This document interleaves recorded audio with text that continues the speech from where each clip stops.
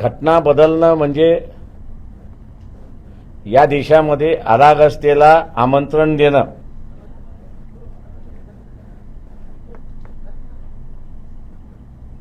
कारण का बाबासाहेब एका ठिकाणी असं म्हणाले होते की तुमची किती इच्छा असली की आम्हाला गुलाम करावं, पण आमची इच्छा असली पाहिजे की तुमचे गुलाम आम्ही व्हायला तयार आहोत.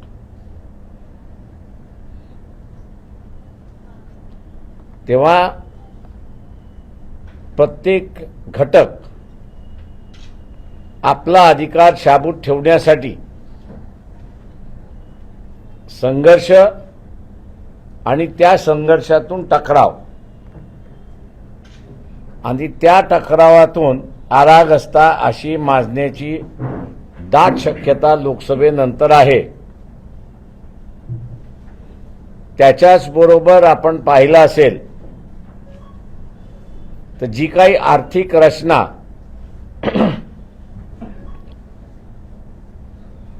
1948 साली मिक्स्ड इकॉनॉमी म्हणजे श्रमिश्र अर्थव्यवस्था म्हणजे प्रायव्हेट सेक्टर पब्लिक सेक्टर या दोघांचं क्षेत्र वाटून देण्यात आलं होतं आणि त्या प्रमाणात त्या समूहाला अर्थव्यवस्थेमध्ये जागा निर्माण करून देण्यात आली होती. भारतीय जनता पक्ष सत्तेवरती आलं, तिथून नुसती खाजगीकरणाची सुरुवात झाली नाही तर मिनिमम शासन असा नवीन जोड त्या ठिकाणी देण्यात आला. म्हणजे इन्शुरन्समधनं विड्रॉवल, बँकिंग सेक्टरमधनं विड्रॉवल, हेल्थ सेक्टरमधनं विड्रॉवल, एम्प्लॉयमेंटमधनं विड्रॉवल आणि ज्या काही वेलफेअर आहेत, मग ते शेतकऱ्यांचं वेलफेअर असेल, योजना असतील, आदिवासींच्या वेलफेअर योजना असतील किंवा शेड्यूल कास्टच्या वेलफेअर योजना असतील, या सगळ्यांना गोबाय देऊन टाकण्यात आलेला आहे, बाय बाय केलेला आहे, टाटा केलेला आहे.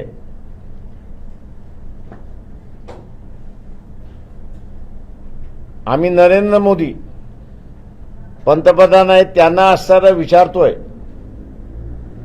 की आपण आता असणारं 5-6 मोठमोठी इंडस्ट्रियल घराणे उभी करत आहात.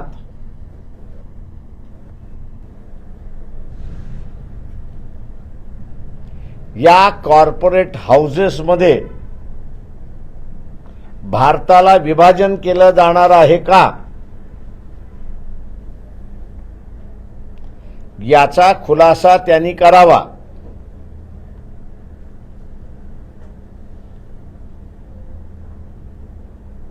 मला आणि माझ्या पक्षाला ह्याची पूर्णपणे कल्पना आहे आणि काही संशोधन केल्यानंतर आम्ही या मताला आलेलो आहोत की येणाऱ्या 5 वर्षाच्या कालावधीमध्ये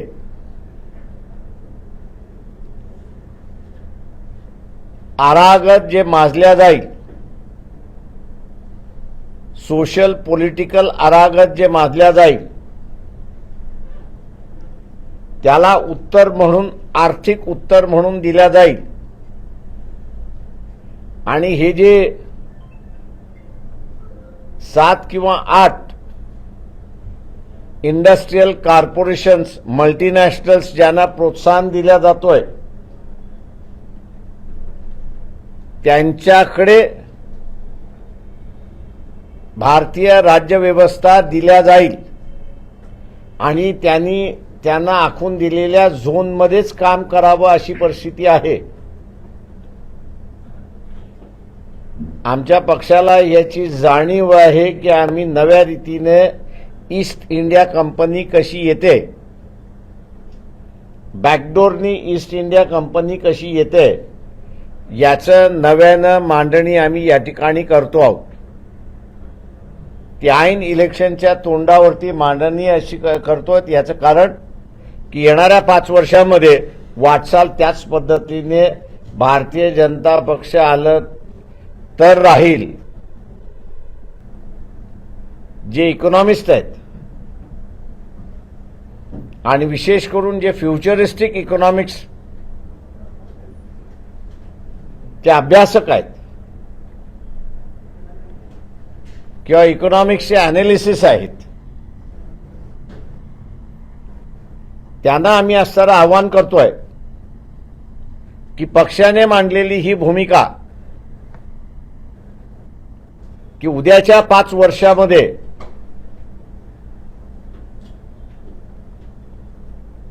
पॉलिटिकल व्यवस्थेबरोबरच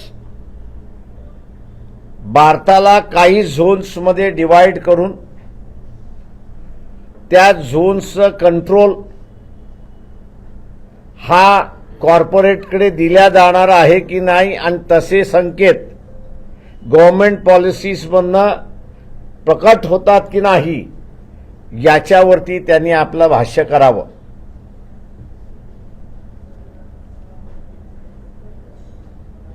आरएसएस हे जॉग्राफिकल बाउंड्रीज मानत नाही,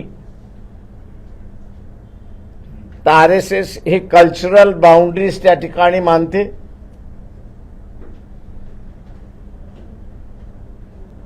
आणि म्हणून ज्यांना जॉग्राफिकल बाउंड्रीज मान्यच नाही त्यांना इकॉनॉमिकल बाउंड्रीज याची मान्यता आहे. हा एक गंभीर आणि सिरियस प्रश्न आहे असं मी त्या ठिकाणी मानतोय.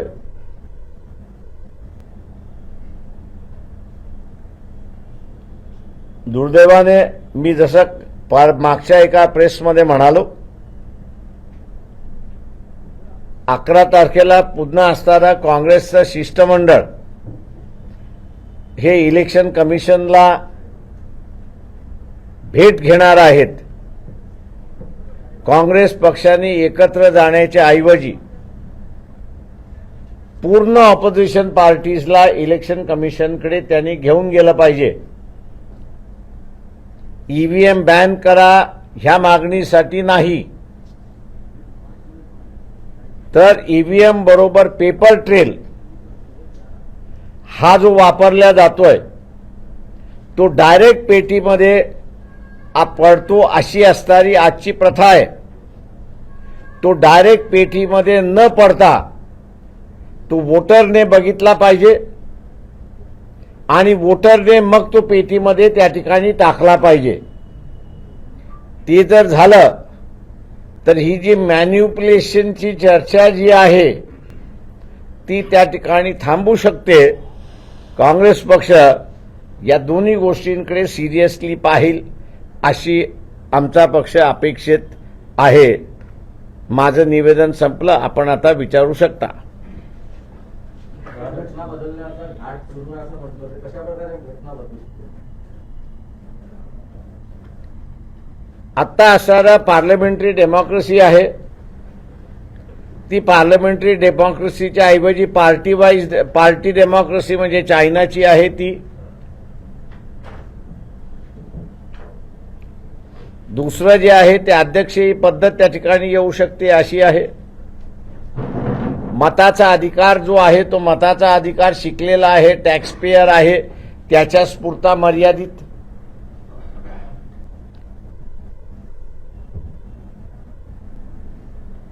जे काही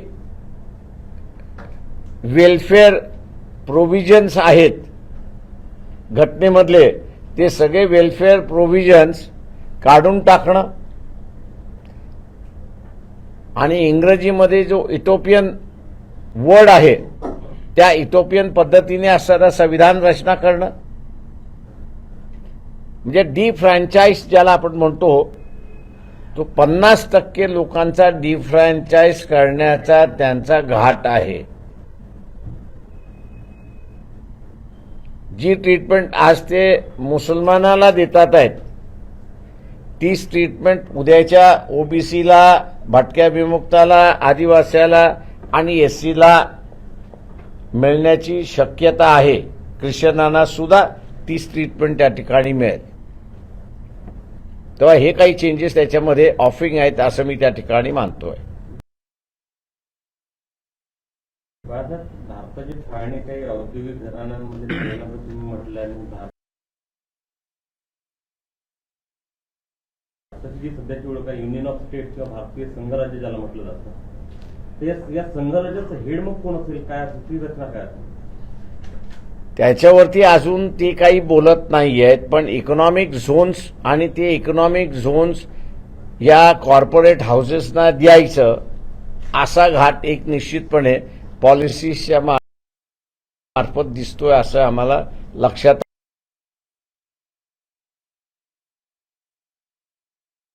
आलेलं आहे. आणि म्हणून आम्ही म्हटलंय की आम्ही इलॅबोरेट करण्यापेक्षा, आम्ही त्याची पूर्ण मांडणी करण्यापेक्षा जे इकॉनॉमिस्ट आहेत, पॉलिसी इकॉनॉमिस्ट जे आहेत, अॅनालिस्ट इकॉनॉमिस्ट जे आहेत, फ्युचर इकॉनॉमिस्ट जे आहेत, या सगळ्यांनी त्याच्यावरती बोलावं अशी आमची मागणी आहे. मूग गिळून त्यांनी बसू नये, मौनी बाबा त्यांनी होऊ नये. आपण हाच विषय जसं आता यांनी विचारला त्याच्यामध्ये आपण संशोधन केलं असा एक उल्लेख केला होता की तुमचे काही याच्या संदर्भात आहे की तो आता मुद्दा मांडलाय की 5-6 घराण्यांमध्ये विभाजन केलं जाईल. तर आत्ताच्या याच्यामध्ये असं तुम्हाला कुठे दिसतंय का पर्टिक्युलरली की याच्यामध्ये अशा पद्धतीचं 5-6 घराण्यांपैकी एखाद्या घराण्यामध्ये झाल्यासारखं पॉवर सेक्टरवरची मोनॉपली ही आता अडानी ग्रुपकडे चाललेली आहे असं आपल्याला त्या ठिकाणी दिसतंय. एअरपोर्ट्स जे आहेत, या एअरपोर्ट्सवरची सुद्धा मोनॉपली करण्याचा भाग त्या ठिकाणी चाललेला आहे. आणि त्याचं आपल्याला उदाहरण आता द्यायचं असेल तर ह्या ज्या प्रायव्हेट एअरलाईन्स आहेत, जेट बंद झाली, गो बंद झाली, स्पाइस सुरुवात आहे, इंडिगो सुरुवात आहे. या 2 कंपन्याने भारताच्या अंतर्गत आम्हाला नवीन कुठले रूट्स सुरुवात करायचे आहेत, त्यांनी वर्षभरामध्ये मागणी केलेली चार्ट आपण असणारा काढावा. त्यांना ती परमिशन दिलेली नाही आणि परमिशन दिली नाही. ज्या ज्या एअरपोर्ट्स अंतर्गत येतात ते एअरपोर्ट्स लीजवरती कोणाला दिलेले आहेत याचं तुम्हाला मिळायला सुरुवात होईल. आणि म्हणून मी म्हटलंय की आम्ही हे सगळं मांडण्यापेक्षा एक पॉलिटिकल पार्टी म्हणून बीजेपी या नरेंद्र मोदी यांच्या पॉलिसीचे विरोधात असल्यामुळे आमचा बायसनेस त्या ठिकाणी लोक समजून जातील. वस्तुस्थिती काय आहे, आम्ही जे म्हणतोय ते खरं आहे की खोटं आहे, ते इथल्या इकॉनॉमिस्टनी अॅनालिसिस करावं अशी आम्ही मागणी करतोय आणि लोकांपुढे त्यांनी मांडलं पाहिजे. कॉर्पोरेट हाऊसेस जे तुम्ही त्यांच्याबद्दल बोलताय, थेट पॉलिटिकल मॅनिप्युलेशन त्यांना स्वतः ते करू शकतात पुढच्या काळात की काही एजंट मार्फत ते त्यांचा आता प्रोसिजर काय असेल ते आपल्याला सांगता येणार नाही. पण जे आम्हाला सायन्स दिसायला लागलेले आहेत त्या काही सायन्सचा मी आपल्यासमोर उल्लेख केलेला आहे. 9 किंवा 10 तारखेला जागा वाटपच्या संदर्भातली जी बैठक रद्द झाली त्या पाठीमागे आपण हे पहिल्यांदा संपवानंतर येऊ ना. मला माहित नाही. हा प्रश्न याच्याशी संबंधित आहे. तुम्ही आज जे इथं मांडलं बाळासाहेब, हा निवडणुकीच्या तोंडावर हा विषय होता. तर आपल्याला असं वाटतं का की या निवडणुकीच्या प्रचारामध्ये हा विषय प्रामुख्याने देशभरामध्ये चर्चेला जावा? येस, हा गेला पाहिजे. मेन मुद्दा आहे असं मी त्या ठिकाणी मानतोय. काँग्रेस पार्टीकडे असताना फार चांगले इकॉनॉमिस्ट आहेत. Jayaraman is one of the most learned economist आहे. चिदंबरम त्याच्यातले असतात ते दुसरे आहेत. त्यांनी इन्क्वायरीला घाबरू नये, नाहीतरी त्यांनी जेलमध्ये जाऊन आलेत, काही फरक पडत नाही. आता जी काही वाट लागायची त्यांची ती लागलेली आहे. आता त्यांनी देश वाचवायला निघावं. बाळासाहेब, तुम्ही आता हे सर्व मुद्दे जे पत्रकार परिषदेत मांडत आहात, हेच मुद्दे बाळासाहेबांनी देशाच्या संसदेत, लोकसभेत मांडत असं तुम्हाला वाटत नाही का? ते मला संधी मिळालीच नाही, त्याच्यामुळे जनतेपुढेच मांडणार मी. नाही, जनतेने मला संधी पार्लमेंटमध्ये दिली तर कदाचित तिथेही मांडीन मी. ती संधी आता आहे तर त्या संधीचं सोनं करणार आहात का? ते संधीचं सोनं करता करता ते पार्लमेंटच शिल्लक राहिलं पाहिजे ना. ते नाही राहिलं तर काय करू. नाही बाळासाहेब, 2019 मध्ये पण असे विषय तुम्ही मांडलेले होते निवडणुकीच्या पूर्वी. नाही, 2019 मध्ये काहीच मांडलं नव्हतं मी. तुम्ही काही मुद्दे घेऊन अशोक चव्हाणांचा विषय घेऊन त्यावेळेस तुम्ही गेले होते आणि आता हा विषय महाविकास आघाडीच्या बैठकीमध्ये तुम्ही मांडलाय का? होय, मांडलाय ना मी. असणारा 9 तारखेच्या बैठकी, 7 तारखेला बैठक होती. त्या 7 तारखेच्या बैठकीमध्ये उद्धव ठाकरे, त्याच्यानंतर शरद पवार आणि काँग्रेस पक्षाचे असणारे बाळासाहेब थोरात, मी यांना म्हणालो होतो की आपलं एग्रीमेंट होईल न एग्रीमेंट होईल ते बाजूला ठेवा, आपण सगळ्यांना बोलू आणि ईव्हीएमच्या संदर्भात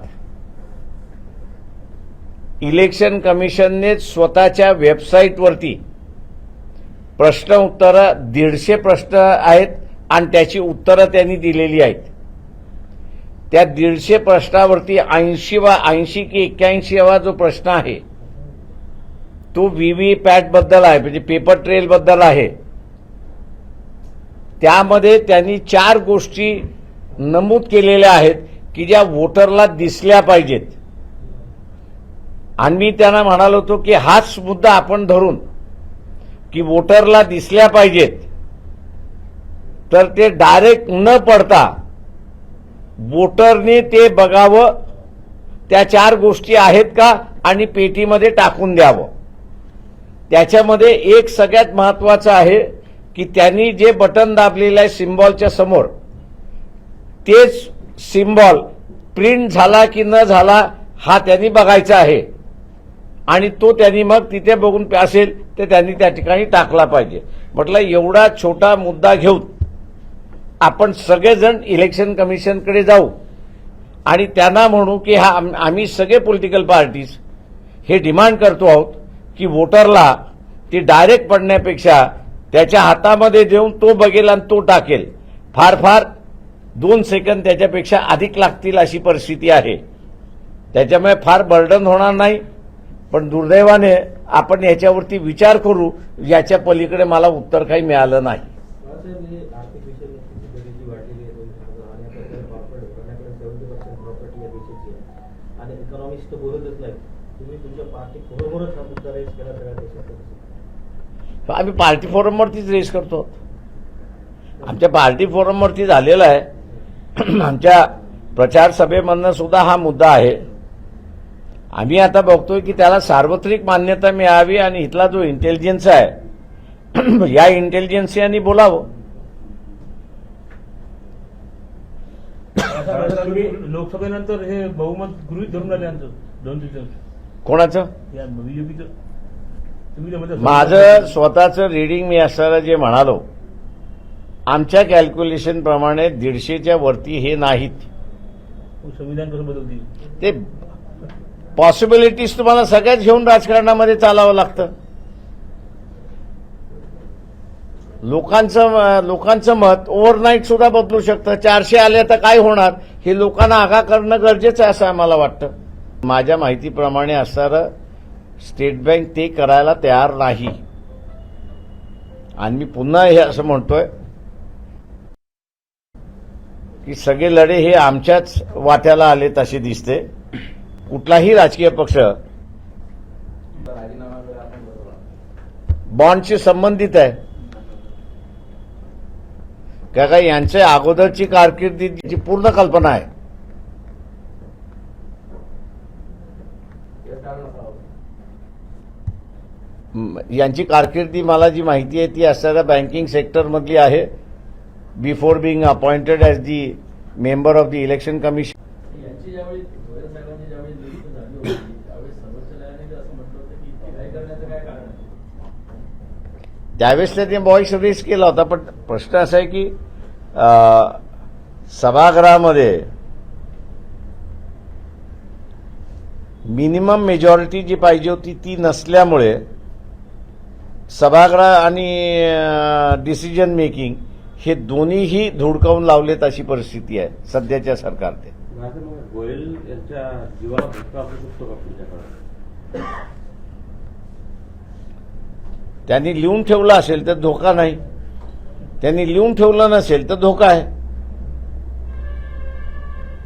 तुम्ही पण नॉर्मली या पदावरती राहणारी माणसं आपले असणारे सिक्युरिटी स्वतःच त्या ठिकाणी सांभाळत असतात. माझं तुम्ही 5 ते 7 घराण्यांचं नाव घेतलं कॉर्पोरेटर, तर ते अदानीचं नाव माहिती का, अंबानींचं नाव माहिती, बाकीची घराणे कोणती आहे?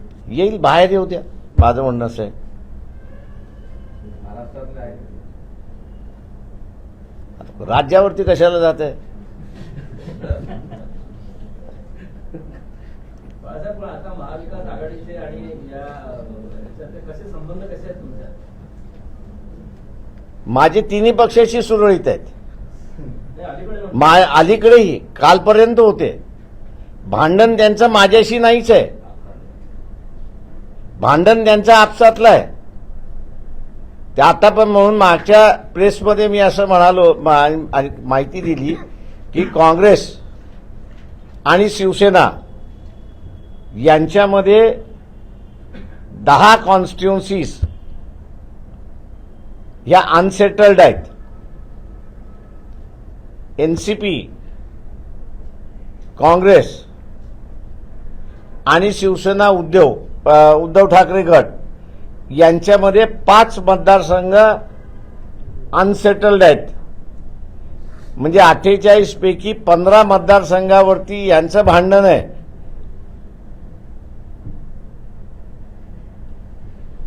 यांचं अंतर्गत भांडणं आहेत ती, आणि यांची अंतर्गत भांडणं मिटवत नाहीत तोपर्यंत वंचित बहुजन आघाडी काहीच करू शकत नाही.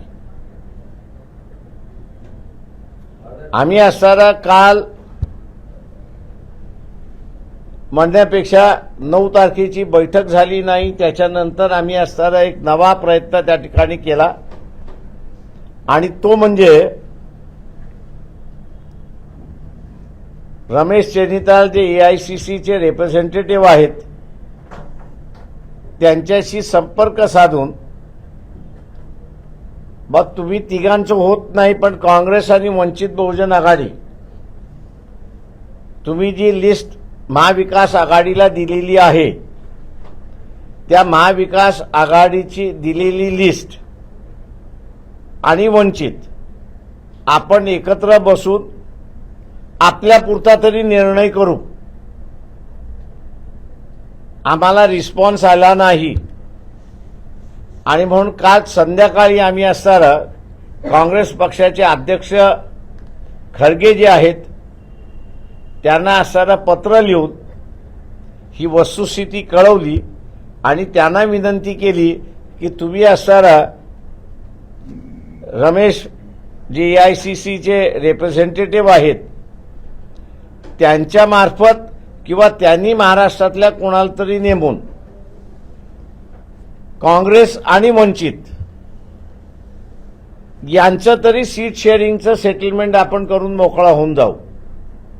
पण तिथे असणारा अजूनपर्यंत या क्षणापर्यंत आम्हाला रिस्पॉन्स आलेला नाही.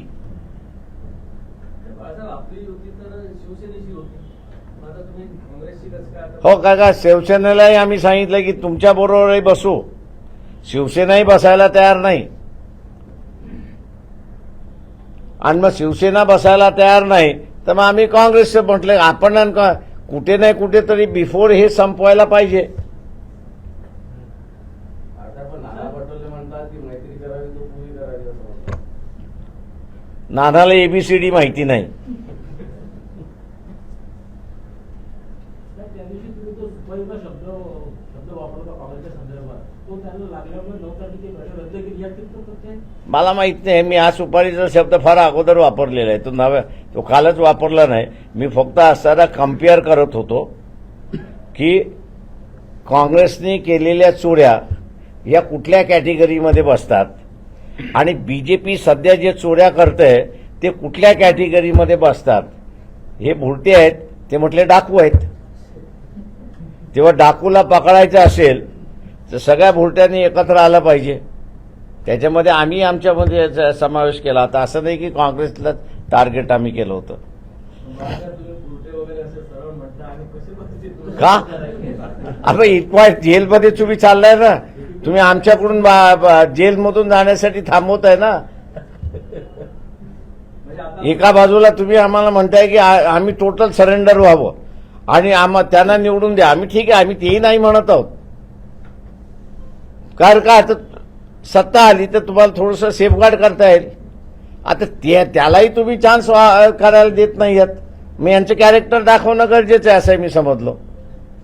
म्हणजे एकंदरीत आता महाविकास आघाडीमध्ये वंचित समावेश नाही अशी फक्त ऑथराईज घोषणा व्हायची बाकी राहील, बाकी सगळं झालं. आम्ही नव्हतोच मित्रा. आम्ही फक्त एवढंच सांगतोय त्या ठिकाणी की तेच एकमेकात नाही तर आम्ही कुठं जाणार आहोत. शरद पवार म्हणतात की दोन्ही बाजूंना आवश्यक पाऊल टाकले गेले नाही, त्यामुळे वंचित सोबतचा सीट शेअरिंगचा प्रश्न कायम राहिला. शरद पवारांनी असेसमेंट आपलं दिलं त्या चर्चेमधलं. त्याच्यामध्ये काँग्रेस आणि शिवसेना एक 23 मागते, एक 22 मागते, अशी असणारी अवस्था आहे.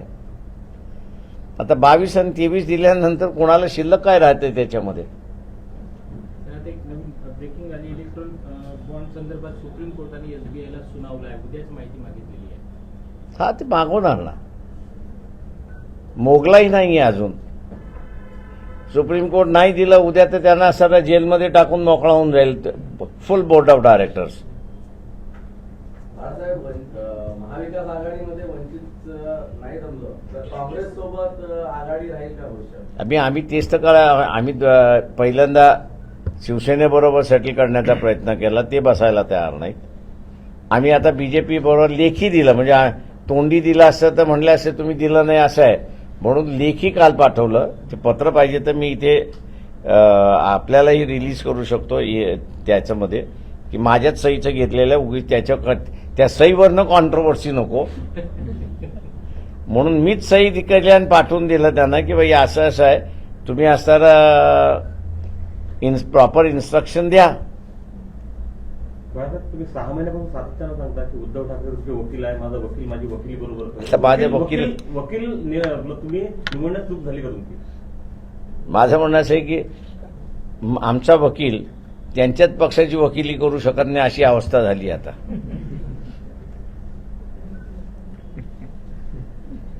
बाळासाहेब, 2 दिवसात एक प्रस्ताव अमरावतीवरून पक्षाकडे आला की सुजात आंबेडकरांनी अमरावतीतून लढावं. प्रकाश योग्य वेळेस त्याच्यावरती मी बोलेन, काळजी करू नका.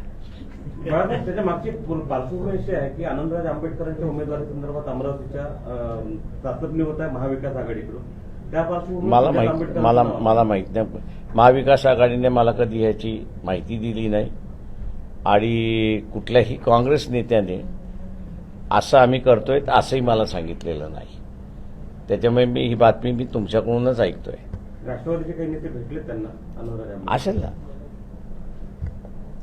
याची कल्पना नव्हती का मग सुजात आंबेडकरांचं तिकडून त्यांना सुचवताना तेव्हा त्या असे त्यांनी अमरावतीच्या युनिटनी केलेलं आहे. ते अमरावतीच्या युनिटचं काय असेसमेंट आहे त्याच्याशी मी काही बोलणार नाही आहे, कारण का आम्ही याच सगळ्या याच्यामध्ये अडकलेलो आहोत.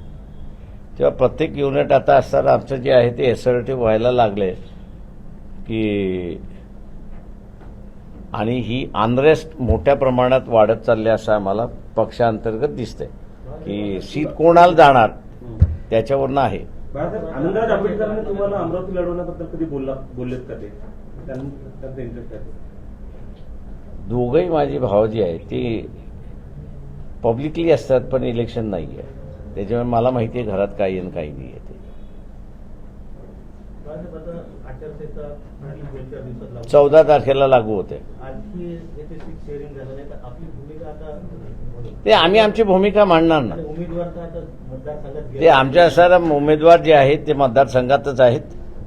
आम्ही आमची भूमिका एकदा आचारसंहिता लागून झाली की 2 दिवसानंतर आम्ही आमची भूमिका मांडू, पॉलिटिकल भूमिका आमची मांडू आम्ही. 48 जागेवरही लढणार. ती असेल तेव्हा ऐका ना. बाळासाहेब, सांगलीची सभा होणार आहे का तुमची? सांगलीची सभा होणार आहे का?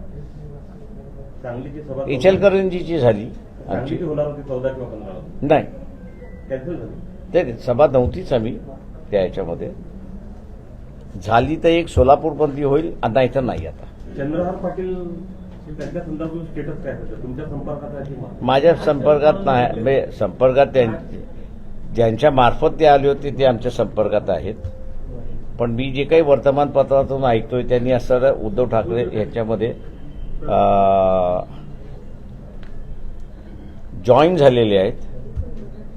काँग्रेस ती सीट सोडायला तयार नाही आहे. खाजगीमध्ये सुद्धा काँग्रेसवाल्यांनी आम्हाला सांगितलं की आम्हाला ती सीट सोडता येणार नाही त्या ह्याच्यामध्ये. त्याच्यामुळे आता सेना आणि काँग्रेस मधला तो टायअप आहे. त्याच्यामध्ये त्या चंद्रहार पाटलाचा बळी जातोय की हा मोठा इश्यू आहे. बाळासाहेब, निवडणूक जाहीर झाली की पुढच्या 2-3 दिवसात तुमची राजकीय भूमिका तुम्ही स्पष्ट करणार आहात का? आचारसंहिता लागू झाली की आम्हाला स्पष्ट करणं गरजेचंच राहतं. That is the last. Sir Aurangabad में एमआईएम को लेकर क्या है, मतलब वहाँ यूपी हो सकती है? जिसके साथ युति करना है उसके साथ हम लोग बैठे हैं. जिसके साथ में नहीं करना है उनके साथ में बैठे नहीं है. काँग्रेसकडून किती जागांची अपेक्षा आहे? काँग्रेसकडून किती जागांची अपेक्षा आहे? 48 ते 48. पूर्ण. अपेक्षा तुम्ही म्हटलात ना, अपेक्षा सांगितल्या मी. काँग्रेसने 48 ते 48 द्याव्या आम्हाला, अपेक्षा आमची.